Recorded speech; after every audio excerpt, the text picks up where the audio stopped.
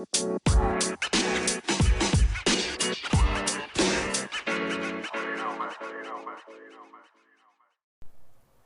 guys, what's up? Good morning. Welcome back to Theory and Theology. So, in some of the studying of Islam that I've been doing, and again, I'm not fully deep diving because I'm still studying other stuff too that I've got a lot more background in, but I guess I do have quite enough background in the New Testament teachings of Jesus, of how Jesus is. But there's this concept that keeps coming up in when I'm studying Islam. There's this concept that keeps coming up that I keep seeing popping up, and I don't know if it's an algorithm thing or if it's really a belief. I don't know if it says it in the Quran, but basically, there's this idea about Jesus being Muslim. Now, I know technically you can't be of a religion that didn't exist yet. Like, Islam doesn't come till quite a few hundred years after Jesus. Like, what, like 500, 600 years? I don't know the exact. I could look it up, but let me look it up. But I believe it's a while ago. Let me look it up. So,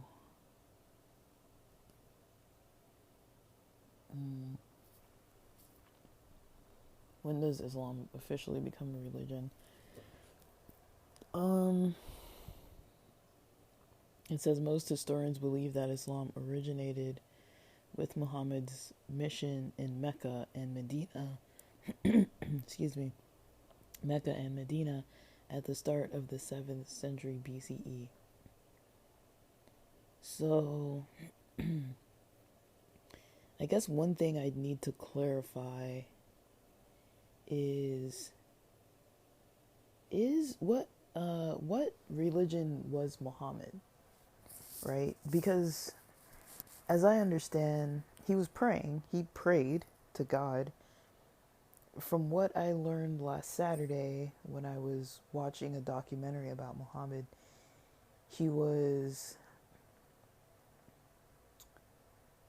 and his wife and daughter, I don't know, like they would leave from their where they lived to go to this more secluded area to pray, or he would do that maybe by himself at a cave that was kind of out somewhere quiet, I guess. And he went to pray, I believe, with his family when he first had a revelation or vision, and then I believe, like, I think it happened multiple times. Like, it wasn't like he just came across it once.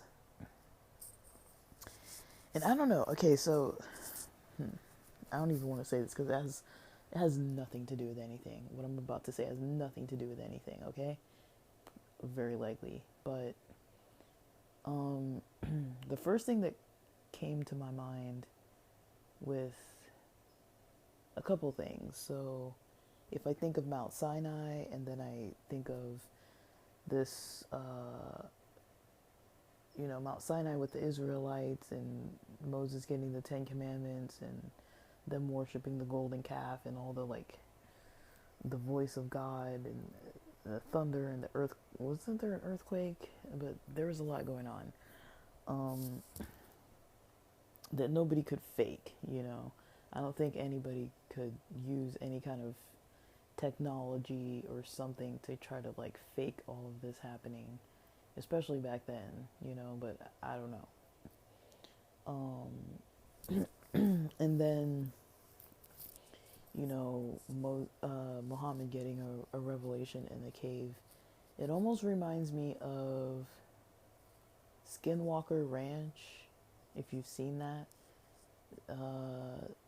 The Navajo belief about skinwalkers. If you watch Skinwalker Ranch, there's this episode where the they bring in like a powwow group to do some drumming, and it kind of initiates some kind of force of some kind that they were able to track on, I guess, heat sensors, and then the actual drummers felt, I don't know if there was like a temperature change, or they felt or heard that there were some places where you could hear footsteps of somebody walking in certain places, but it was something that you couldn't see. But they had certain types of technology that were picking up on this. And there's an episode where this kind of popular YouTuber, his name is Darwin. Peter Santinello interviewed him, I think, a couple times, and he has the YouTube channel Navajo Man and Lakota Bay. And there's an episode where Darwin goes to a cave. I don't know what channel this is on, but he's, I think with Peter Santinello, he takes him kind of up toward the openings of a cave where I guess people do some kind of ritual to kind of trade maybe the life. They're not sacrificing physically, but it's kind of like some kind of supernatural or spiritual kind of, practice. Maybe like a dark kind of practice, like a negative practice of like saying like, okay, like I'll give my kid, like shorten my kid's life in exchange for, wealth, or exchange for, like, I don't know, they're making some kind of deal or bargain that is like an exchange of life. And this is like a practice. I don't think it's like the person dies right away, but I think it's like some type of, I don't know if you would call it like a magical practice, or some type of practice that's very like, I don't know, I don't have a word for it, but it's some kind of practice where you're like exchanging the life of someone, or the well-being of someone, in exchange for something that you want. And there's some kind of people that are connected with, I don't know if they're connected with skinwalkers, I don't know how that connects with skinwalkers, or if there's like some kind of intermediary person with the skinwalkers.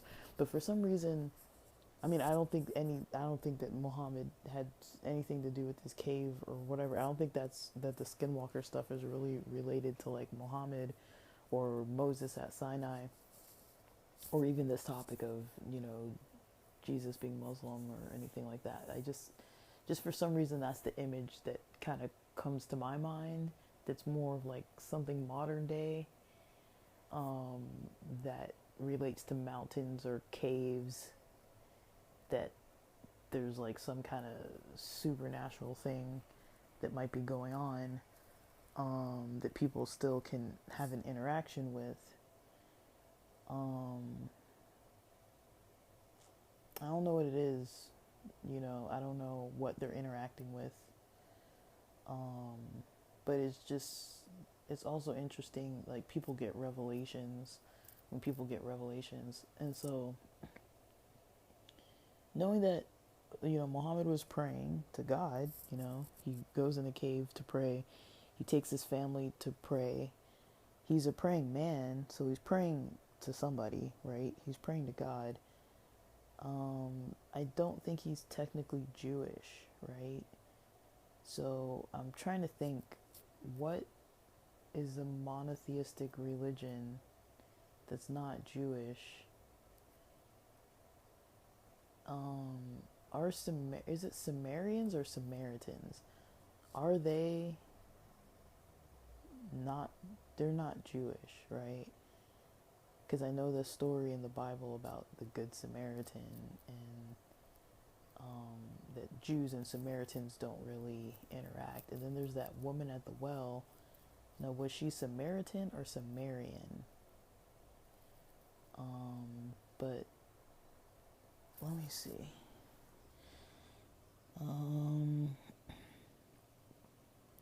Was the woman at the well Samaritan?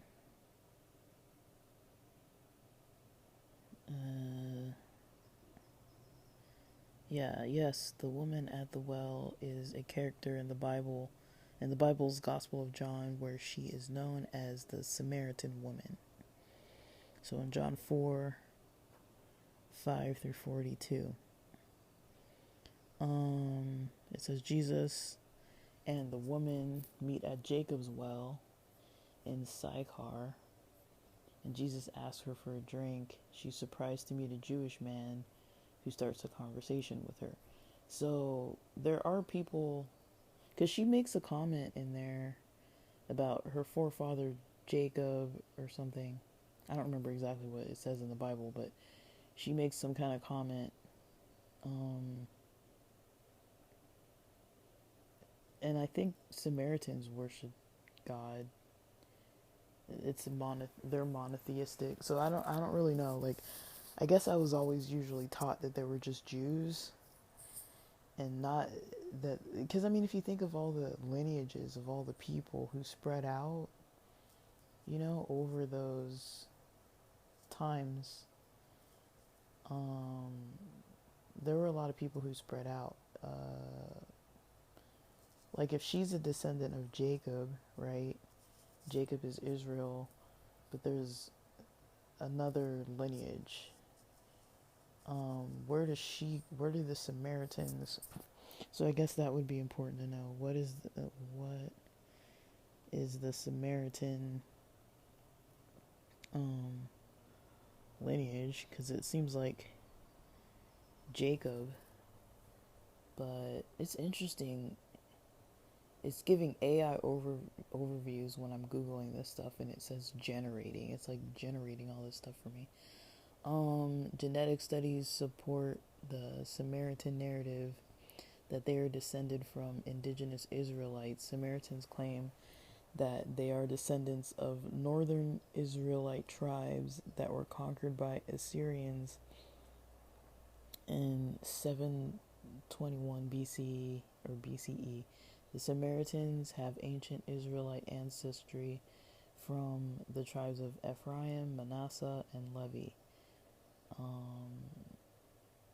And genetic studies suggest that Samaritan men carry the so-called Cohen gene.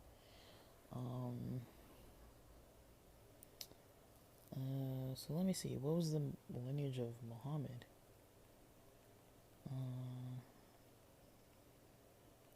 Because I guess that's what I never understood is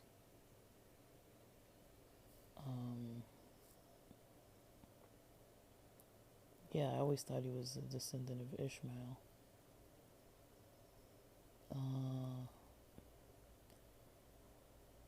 It says, according to Muslim tradition, Muhammad himself was a Hanif and one of the descendants of Ishmael, son of Abraham.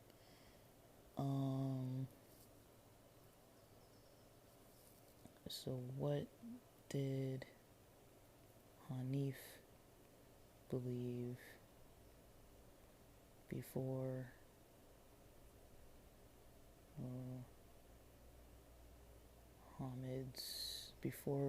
Muhammad's revelation?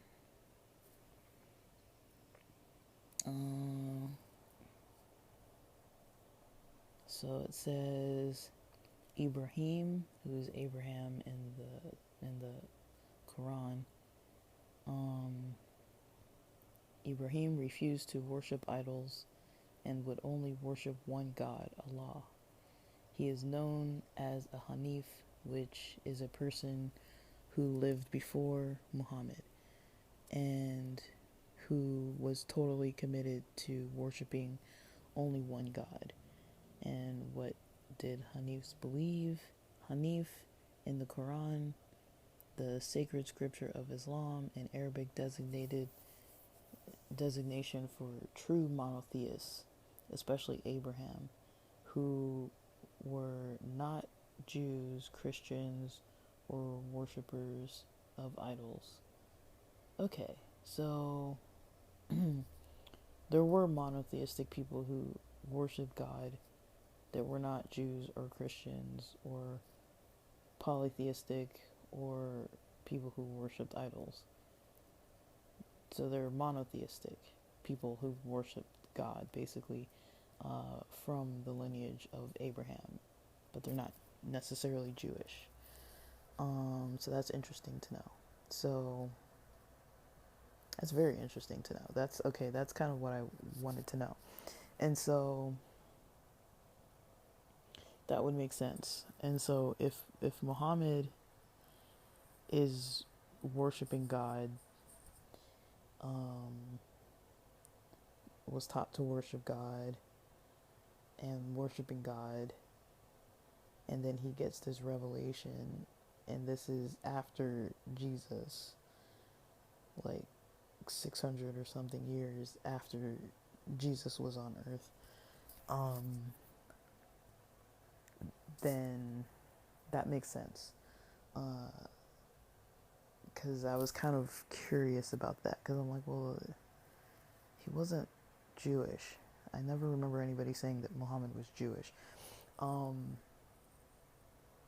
But yeah, when I remembered about the Samaritans, I was like, okay, so what are Samaritans? Because they had that connection to Jacob. So I guess that there were people that were monotheistic, worship God, may or may not have had, come from a lineage from either Abraham or Jacob or something, some historical person. So when people are saying that Jesus was Muslim, I guess the interesting part is that Islam wasn't around yet. But I think, and I'm going to study into this, but I think what people are trying to say is that Jesus came and was teaching a method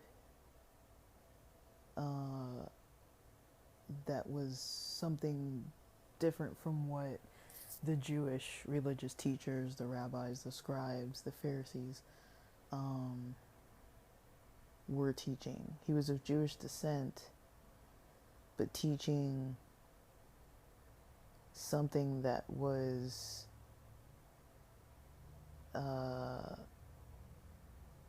of some kind of a revelation that was not taught.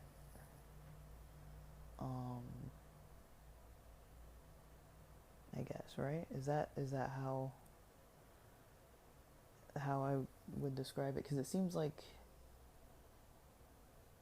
he's a rabbi, he's in Jewish culture, but he's not teaching the same things, at least not enough so,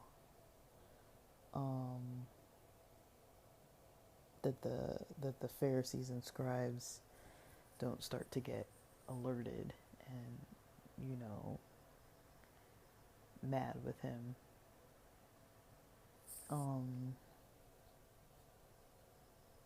But I guess why is he considered Muslim? What is it that he's doing that is closer to Islam compared to being like farther away from Judaism? Like, what is it that he's doing?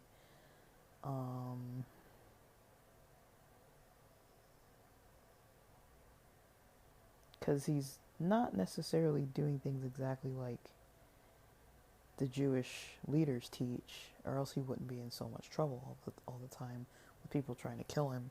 I mean, yeah, there's the jealousy there too, and the politics, and the way he chooses his disciples is probably a problem.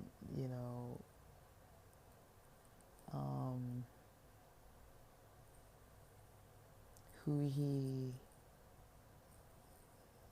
associates with is an issue. He doesn't have this like division between like the unclean people. Like he's associating with healing, he's healing them, but he's also associating with people that he's not even supposed to be anywhere near. He's talking to Samaritans, he's talking to women, he's talking to prostitutes, he's talking to lepers or people with all these conditions that when you read the Old Testament, it teaches, you know, that those people need to be cut off from their people for however many. There's like these all these instructions of what to do if you have like a different skin this or skin that or some issue with some other thing, how you get cut off from your people, then you have to come back and the priest has to kind of approve you. It almost reminds me of when there's ex-Amish who talk about, there's this ex-Amish who talked about her experience in the Amish church and her explanation of how the bishops kind of hold like the key to people's salvation in a lot of ways. Like they believe that if you weren't baptized, you don't go to heaven, and you have to be an adult to get baptized. And in order to get baptized, you have to be able to be approved to, I think you have to have I don't know if it's communion, but on the services where they do communion or something, you have to be able to be approved for that service. And it's the bishops that have the power to tell somebody that they can't get baptized if they, you know, if they can't make it to that certain week. Like I think there's a certain amount of time you have to be good and follow all the rules and not get in any trouble before you get let back. Like you get shunned when you're not following the rules, and then there's a certain amount of time that you have to come back to the bishop, and then, you know, I think it's the church and the bishops that vote if you aren't going to be, you know, approved. If you're still going to stay shunned. And I guess more people have described that in some of those communities, people can't buy from you, so it affects your business. It affects you socially. If you have kids, they're probably affected. It affects you emotionally to get shunned. Like, because you can still be shunned and be in the community. Like, you're still trying to get back to a place. So if you're not baptized yet, like, they can hold that over you, that they can deny you baptism. And I feel like, you know, you have to come back to the bishop. And this one lady had an experience where, you know, I think it was like her head coverings or something. There was something that they kept saying, oh, like it's too wide, or like it's not following like the rules, and they kept making her like have to redo it. And this was like holding her back from being like a part of the church, like officially or something. And I think she even sold those head coverings or something. So she would be like selling the head coverings, and other women would be buying them, and they were fine and they weren't getting ridiculed. But there was some bishop or some male in the church congregation that kept denying her and making it so that she couldn't be fully forgiven because her head covering wasn't right according to somebody. And that almost reminds me like of, you know, I when I've read about like the people who, you know, kind of like what the laws look like that talk about skin conditions and how the people have to keep coming back. But it seems almost similar to like when you read in the New Testament, you hear these explanations of like people who have been cut off from their people, is like they go to the priests, and these people aren't getting like approved. I'm pretty sure it's a similar problem where it's like there's some system that's just broken because of the politics, because of the egos, because of the you know, these religious people in power trying to like hold something over the people. That's kind of the impression I got of why Jesus was more accepting of other people, um, compared to what religious Jews of the time were being taught to do and what they were practicing. It seems like there was a disconnect, or like even things like healing on the Sabbath. He got approached about, oh, that's wrong to heal on the Sabbath. And, it's like, that's a big controversial topic too. It's like, how can you not heal on the Sabbath? Because it's considered work. I know in the Adventist church, they kind of admire people who are nurses or doctors. They kind of get a pass because a lot of people, they're taught, don't work on the Sabbath. But if you're healing and actually helping the sick, you kind of get a pass for that. Some people I've heard give all their money to tithe or offerings. I've heard that. It's like if you're working during the Sabbath, you don't keep all the money. I don't know. Like I heard that way back, but I've never known anybody who said that they do that. I've never heard of anybody actually say, "Oh yeah, I give my money to the church when I work." Like I don't really know what I've heard about people tithing. I really don't understand what I've heard, but like yeah, I don't know how Jesus is Muslim or not Muslim. Like I don't know. Like he wasn't calling himself Muslim, but also I don't know if that term existed yet. Um, Muhammad wasn't even born yet. Um, so I don't really know. Like I don't really know why. Well, what was going on with you know like why it is that Muslims say that Jesus is Muslim. They say, I think, that a lot of people in the Bible are Muslim. I don't know if the Quran is saying that or if it's just like a traditional teaching. That is something I'll probably find out way, way, way later because it's a lot to study all this stuff. And then also seeing what do Muslims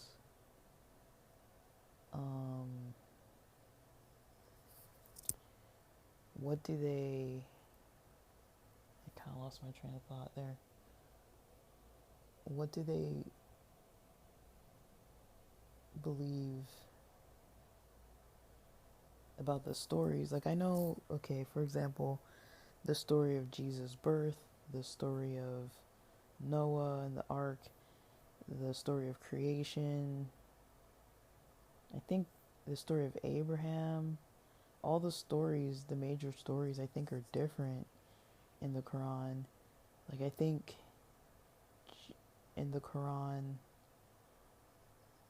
I think it said one of Noah's sons got taken by the flood. I don't remember reading that in the Bible. And then I think there was something else that said um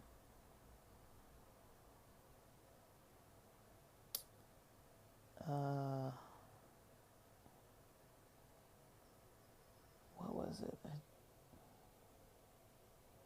I forgot which one. Like pretty much all, I think that Ishmael was sacrificed. I don't even know if that's right. Let me look that up too. In Islam was Ishmael sacrificed by Abraham. Um,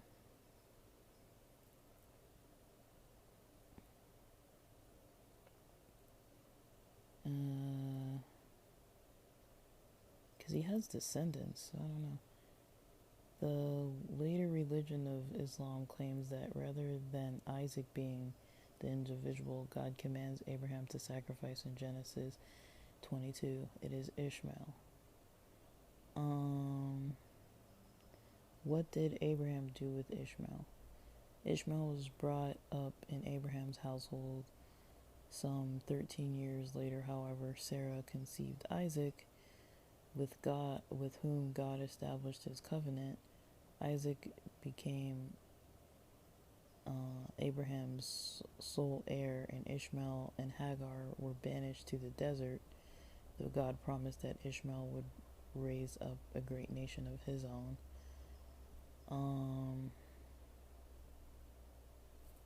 Which is weird, because I guess technically that's one thing that I had a question about, is that Ishmael would have technically been the firstborn son, because I was recently even reading in was it in Leviticus or Exodus, where they talk about, I think it's in Exodus, I don't remember, Exodus or Leviticus, where they talk about I think Exodus, where they talk about slaves, and if your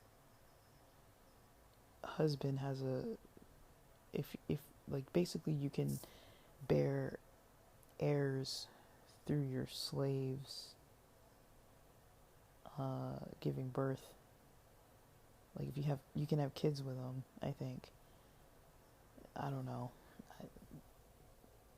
There's always these weird like rules, like, and a lot of this stuff doesn't really, like, nobody practices this in my life that I know about. Like, so it's really hard to really get, my head wrapped around some of these concepts.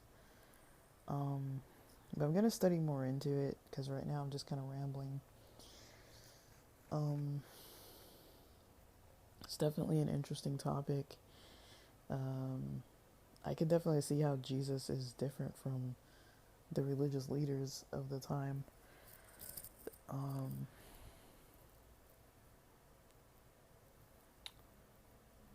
But I mean,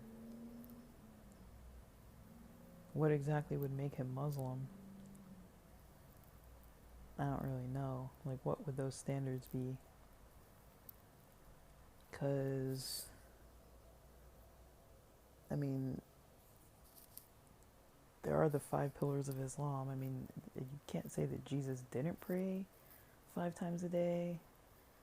I don't know if he ever went and made Hajj. I, you know, there's a passage about him going to Egypt. And then, like, they say there are the missing years. So it's like you see Jesus around 12 years old or something in the temple, and the next thing you know, he's like in his 30s, showing back up again. Like, so there is time in between where you're like, where did he go? But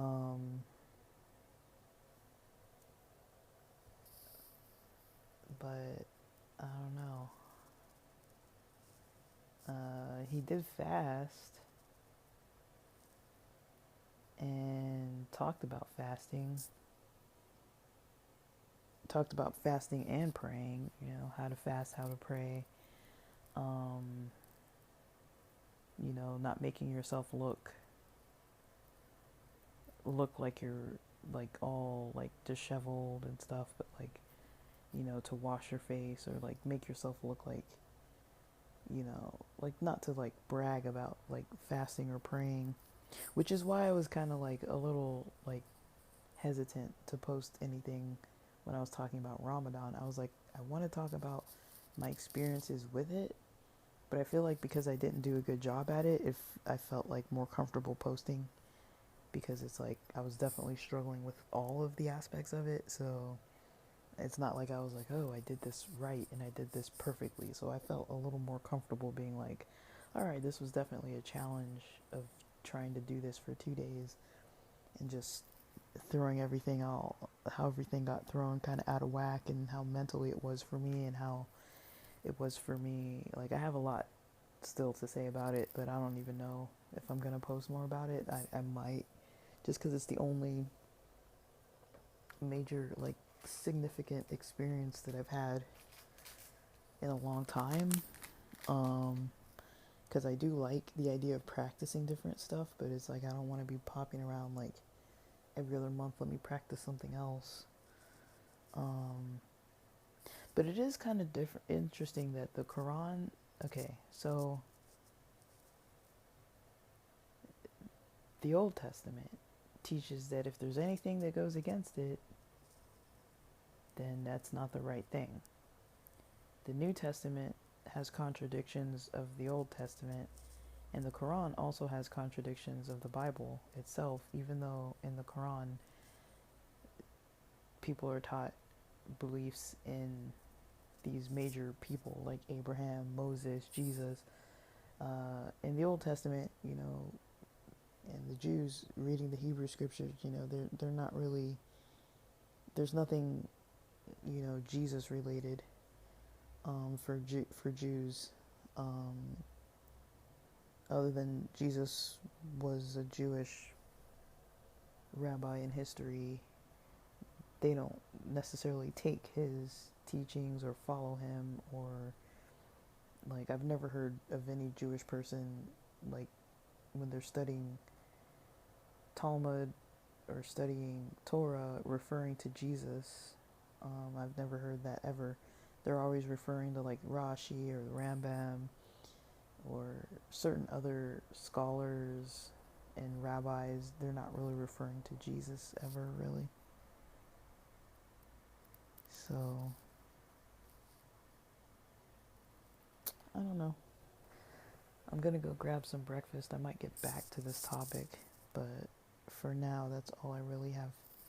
That's all I really have to post. If I have more, I'll tag it on the end of this. If not, I'll just post this as is. We shall see.